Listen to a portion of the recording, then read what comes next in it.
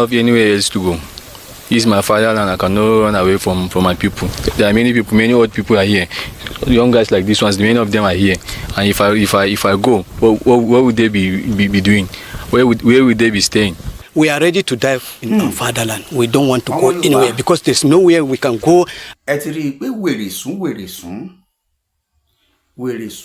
sún bá a bá ti wèrè títí tó bá débi tí ìrìn àjò bá pin yóò yèjú sí ìyàn. Nígbà tá a bá lé ajá tá à ń fún lóúnjẹ tá a bá lé kàngiri ajá máa yíjú sí ni. Àbẹ́ ẹ̀gbọ́ kò sí bó o ṣe fẹ́ rìnrìn àjò tó o ṣe fẹ́ sọ pé o lágbára ọláṣẹ lórí ewúrẹ́ tó ń sìn nínú ilé bọ́ ọ bá fagídí lòólò tó bá kàngiri ẹran náà máa bùnì jẹ. Òun ló mú kí n máa kí yín padà bọ̀ sórí ètò lónìí lórí ibi tá a lọ níbi tá a gbé dé báyìí. Ọmọ Yorùbá ẹ wá wo àwọn aráàlú tí wọ́n pa kété mọ́lẹ̀ tí wọ́n dìde gbèjà ara wọn.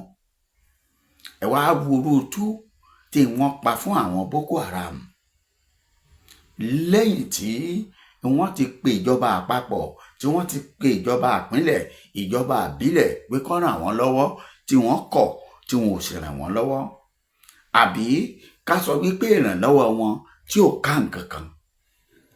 Mo fẹ́ sọ fún gbogbo ẹ̀yin tẹ́ ń wò mí tẹ́ ń gbọ́ mi bẹ́ẹ̀ ṣe ń wọlé pé ẹ bá mi farabalẹ̀ pín ètò yìí ẹ jẹ́ kó dé ọ̀dọ̀ àwọn àgbààgbà ilẹ̀ Yorùbá àwọn pàápàá gbogbo àwọn ọba wa kí wọ́n fi ti àwọn aráàlú yìí ṣàríkọ́gbọ́n sódìgbà tọ́rọ̀ tiwa náà bá dà báyìí.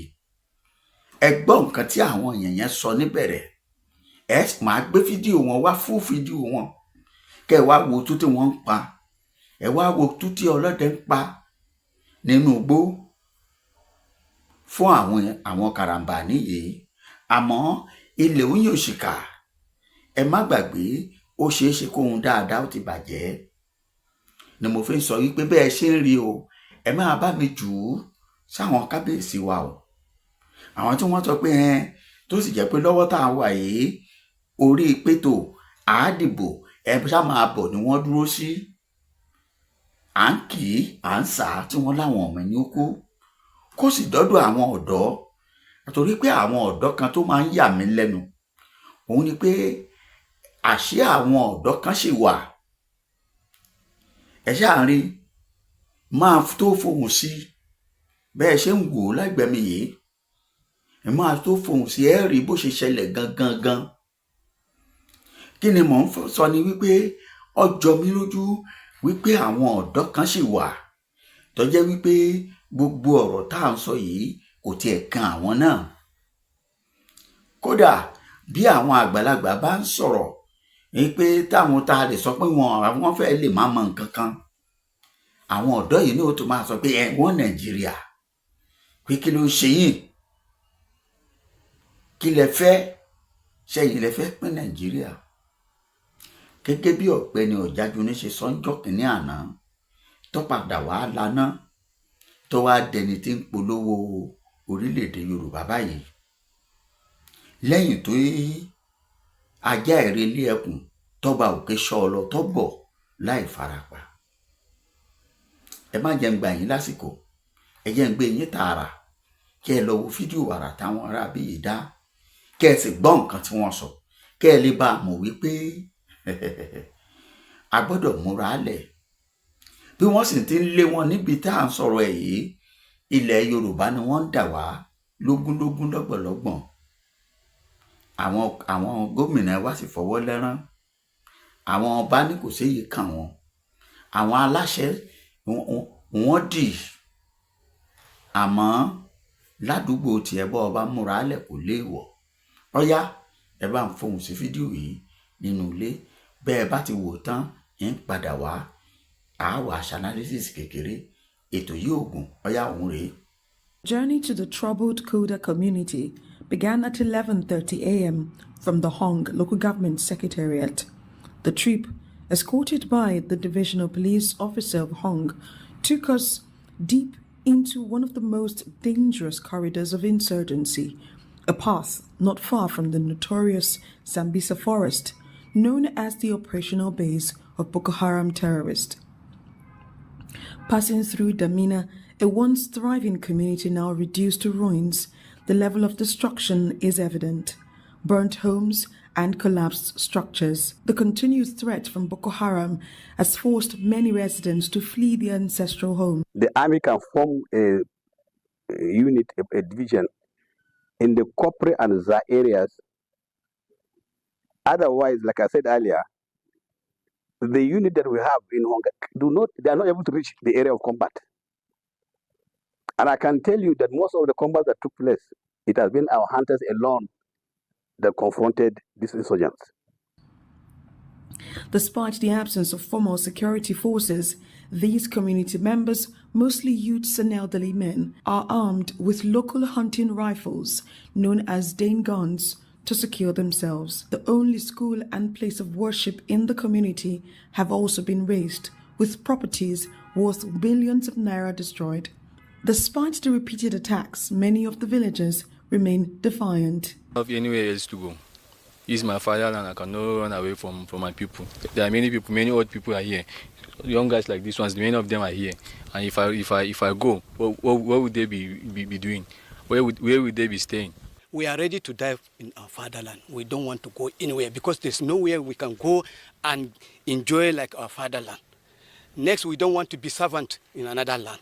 There's nothing we can do. All people that you have seen here around, our work is farming. We depend on farming. If we go to somewhere, we are not going to get farming to survive. So our staying here is to get where we can eat, we can survive with our family.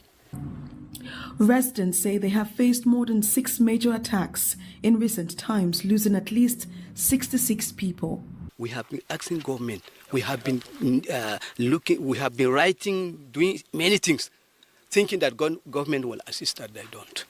So how can we do? We cannot do otherwise. Yes, we cannot do otherwise. Yeah. So for that, sir, we are very happy to see you people. Maybe through you people, government will assist us or will have mercy upon us. Yeah. As the crew prepared to continue from Za to Kolda, the police escort refused to proceed due to the difficult terrain. The crew was then guided by local hunters through the forest, a risky 45-minute ride on motorbike.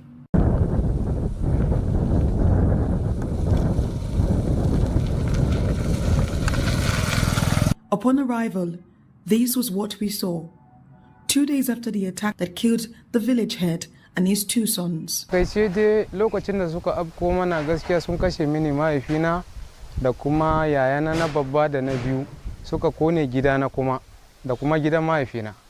I lost my son. Firstborn among the as it happened. So Boko Haram ne ya zo garinmu suka kashe mana mai gidanmu. Mai gidana suka kone gidanmu da sauran abincin da ke ciki. Earlier, the district head, Aliyu Ibrahim, under whose jurisdiction the affected communities fall, says urgent military intervention is the only hope. My aim now, or what I'm calling the government to do, is to make sure that we have a base, military base, in such borders so as to protect life and property. Because if we don't have it, that it means the entire local government or local government will disappear. He insisted that if nothing is done, Nigeria may face a serious food crisis. It's so devastating because almost everybody within the village are farmers, and the rainy season is at hand. Some have cleared their farmland, waiting to plant, and now they have been chased away by these hoodlums. It appears as hunger is going to be our major problem. Accommodation is our second.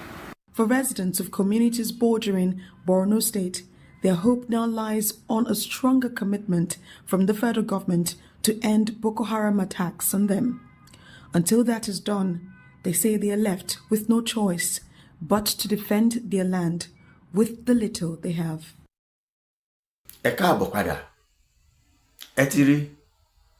Ẹ wo nǹkan itú tí oníròyìn yìí pa ẹ wo gbogbo fídíò ẹ̀ láti bẹ̀rẹ̀ títí dópin, ẹ wo nǹkan tí wọ́n ti bàjẹ́. ẹ̀ńgbẹ̀ là máa rẹ́ lòun dáa pé a ní nǹkan tá a fẹ́ lò, ẹ wo nǹkan tó wà lọ́wọ́ àwọn ọ̀dọ́, ẹ wò ó bí wọ́n ṣe tú jáde pé tó níbi táwọn gbé dé. ẹgbọ́n nǹkan tó lórí ilé olórí abúlé nìsọ, ó ní àwọn làwọn ń ṣe é ju nǹkan tí sójà lè ṣe lọ. ọmọ Yorùbá, ibi tèmi ń lọ rèé, ẹja lọ múra fórílẹ̀-èdè wa, kì í ṣe fógun o, kì í sì ṣe fújà, àmọ́ má dúró, má rọsẹ̀, má wàràrò, torí àwọn ará bí yìí wọ́n ti pín wọn káàkiri àdúgbò wa. kò sí àdúgbò tó dé nílẹ̀ Yorùbá tó bá wọn. bẹ́yìn tẹ́ ẹ bá wà ń bẹ̀ bá káwọ́ gbéra, tó bá di hùyà tó ẹ ránṣẹ́ sólé Sunday Igboho, bó bá ti ń balẹ̀ lẹ́kọ̀ọ́ kó máa balẹ̀ ńbàdàn, kó balẹ̀ lákùrẹ́, lẹ́ẹ̀tọ́ mọ̀ pé ṣùgbọ́n ẹ má jà fi àbámọ̀ kẹ́yìn, ẹ sì má jà fi ṣáájú, ẹ sì má jà jẹ́ wáyé ara. bẹ́ẹ̀ ni ẹ ṣe títí ìgbà míì tá a tó pàdé, ó dàbọ̀. mo pa láṣẹ sínú ayé ẹnìkan tó lè rí àmì ṣe lórúkọ Jésù. gbogbo ọjọ́ pípẹ́ tó ń yọ àyànmọ́ àti ìṣẹ̀dá yín lẹ́nu, iná Ọlọ́run kó jó dànù. Olúwa rán mi sí gbogbo ẹ̀yin ènìyàn tẹ́ ń gbọ́ mi lọ́wọ́lọ́wọ́. Olúwa ní kájọ gbàdúrà papọ̀, kájọ wádìí àṣírí ogun tẹ́ ń là kọjá. ẹ gbọ́ mi sà, bóyá èyí tẹ́ ti gba àwẹ̀ ṣùgbọ́n síbẹ̀ tógun yẹn ò lọ, bóyá ẹ ti gbàdúrà, ẹ ti lórí òkè síbẹ̀ ogun yẹn sì dúró kò lọ. ẹ má gbàgbé sà, ó ti pẹ́ tí Hánà náà ti lọ sí Ṣílò, ṣùgbọ́n lọ́jọ́ kan sà, lọ́jọ́ kan mà, agbára Ọlọ́run bá Hánà pàdé, ó sì rí ọ̀nà àbáyọ, a fún Hánà ní ọmọ rere. ìwọ náà bẹ́ẹ̀ o ṣe ń gbọ́ mi, lórúkọ Bàbá tọmọ tẹ̀mí mímọ́, gbogbo ọ̀dájú ogun tó lóòní ń rí ọ̀nà lọ, tó lóòní ní sinmi, iná Ọlọ́run máa rún wọn dànù. ẹ jẹ́ àjọ gbàdúrà papọ̀, ẹ jẹ́ àjọ wá Olúwa, ojú Olúwa, láti rí àṣírí ogun èyí tí ẹ̀ ń dojú kọ, ká dẹ̀ mú ọ̀nà àbáyọ láti gbàdúrà lórí ogun yẹn. ẹ̀rọ ìbánisọ̀rọ̀ tẹ́ẹ̀fì bá mi sọ̀rọ̀ rí, bóyá ó ní nǹkan tẹ́ ń là kọjá, bóyá ẹ wà lókè òkun, ẹ ń ṣiṣẹ́ ẹ̀rí ẹ̀ ní àkójọ, tàbí ẹ wá ìwé gbèlú síbẹ̀ ẹ rí ìwé gbèlú, tàbí ẹ ní ìpèníjà lórí ọmọ tàbí lórí iṣẹ́. ẹ̀rọ ìbánisọ̀rọ̀ tẹ́ máa fi pè mí rèé o, +234 70 25 47 54 27. ẹ gbọ́ lẹ́ẹ̀kan sí +234 70 25 47 54 27. ọ̀pọ̀lọpọ̀ ìyanu ló ń ṣẹlẹ̀ lórí òkè. mo gbàdúrà pé bẹ́ẹ̀ náà ṣe ń pè mí lórúkọ Jésù fún àdúrà, ìyanu yín lórúkọ Jésù ó máa farahàn. ó ti rí bí ó ti ṣe bẹ́ẹ̀, ògo ni fún orúkọ Olúwa. Jésù Olúwa wa, àmín àmín àmín lórúkọ Jésù.